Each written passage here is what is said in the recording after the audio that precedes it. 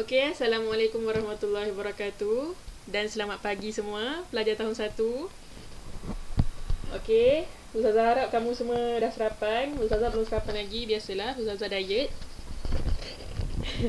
Jadi, hari ni kita akan belajar subjek Tauhid. Tauhid tahun 1 ni buku teks. Ustazah baru ambil semalam kat akademi. Jadi, siapa yang belum dapat lagi buku teks Tauhid, boleh ambil di akademi. Okey, Ustazah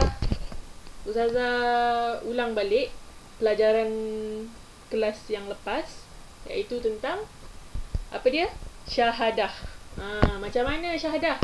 Macam mana ucap syahadah? Cuba ucap syahadah. 1, 2, 3. Cuba ucap.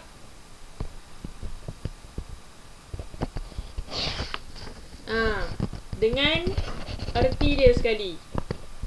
Okey, syahadah macam mana? Asyhadu an la ilaha illallah wa asyhadu anna Muhammadar Rasulullah. Aku bersaksi bahawa tiada Tuhan selain Allah dan aku bersaksi bahawa Nabi Muhammad sallallahu alaihi wasallam pesuruh Allah. Jadi syahadah ni kita ucap membuktikan bahawa kita ni orang Islam, okey?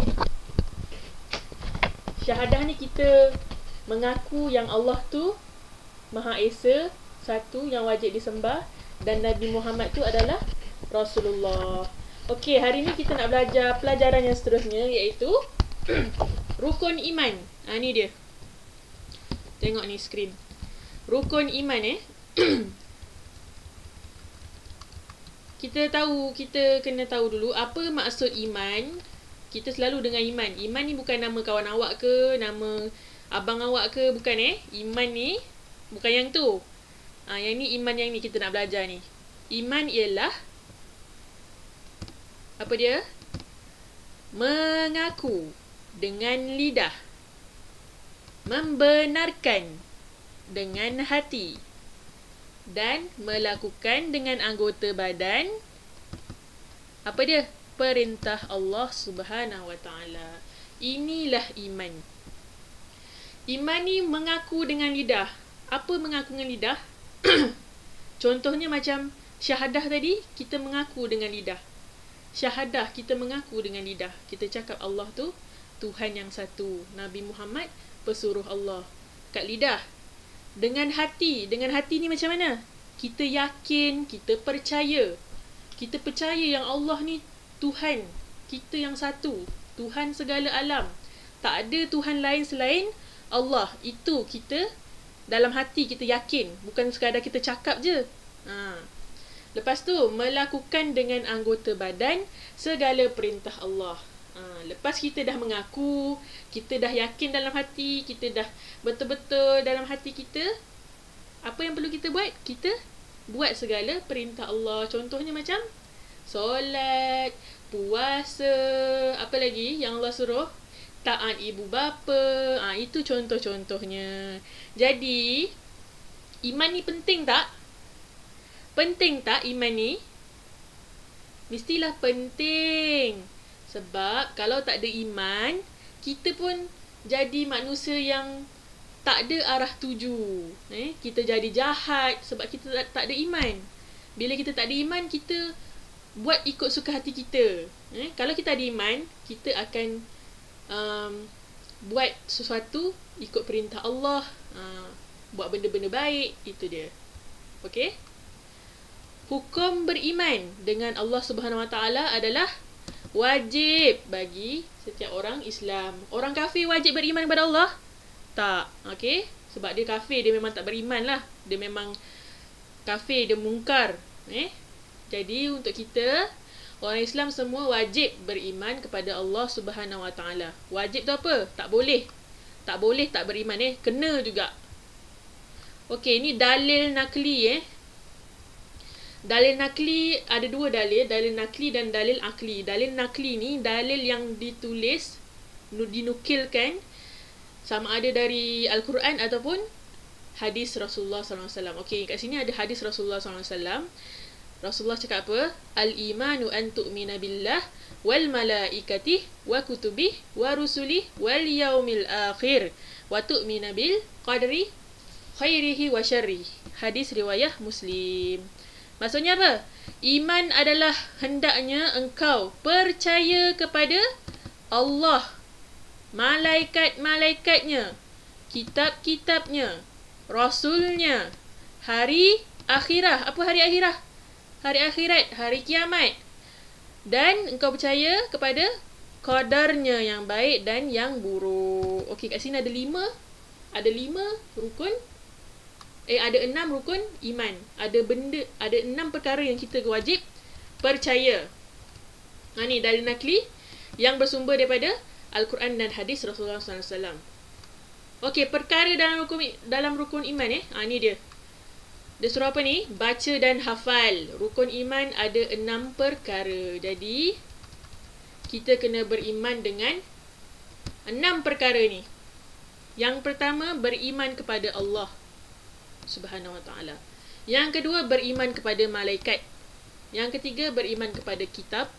Yang keempat, beriman kepada rasul. Yang kelima, beriman kepada hari kiamat. Yang keenam, beriman pada qada dan qadar. Apa qada dan qadar ni? Qada dan qadar ni ketentuan Allah Subhanahu wa ta'ala. Awak tak boleh salahkan takdir. Allah dah tetapkan hidup kita macam ni. Kita kena bersyukur dan banyakkan berdoa. Okey?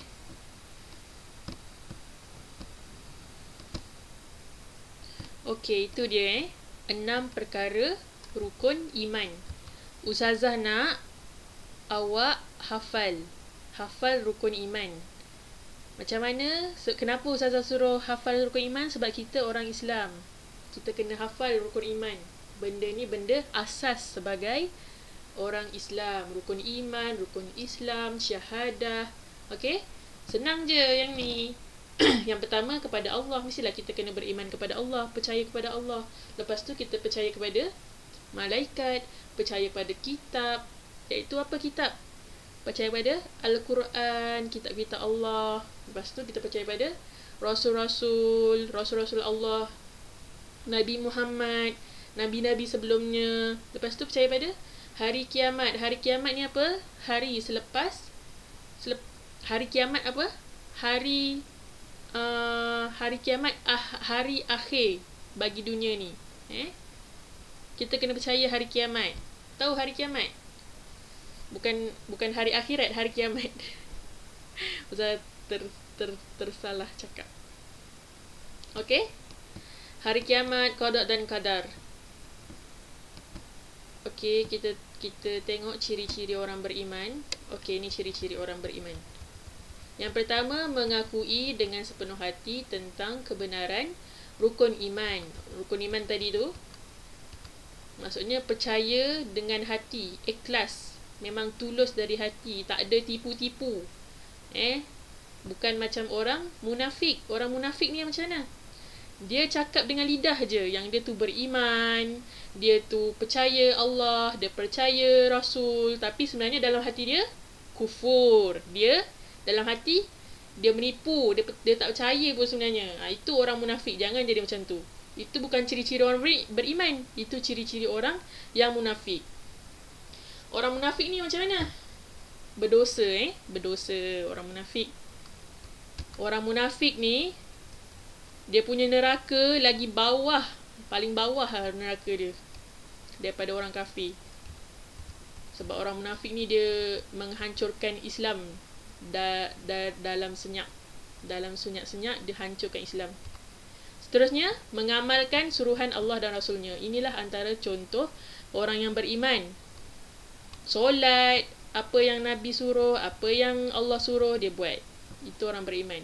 Yang ketiga, meninggalkan larangan Allah dan Rasulnya. Tak buat apa yang Allah tak kasih. Contohnya apa Allah tak kasih? Allah tak kasih buat benda-benda tak elok. Macam tinggalkan solat ke, tinggalkan puasa ke, Allah tak kasih. Selain tu, Allah tak kasih apa? Contohnya, buat-buat benda tak elok. Bergaduh ke, bermusuh-musuhan. Yang seterusnya, mematuhi isi kandungan Al-Quran dan hadis. Ikut apa yang dalam Al-Quran, apa yang dalam hadis. Hadis hari tu kita dah belajar.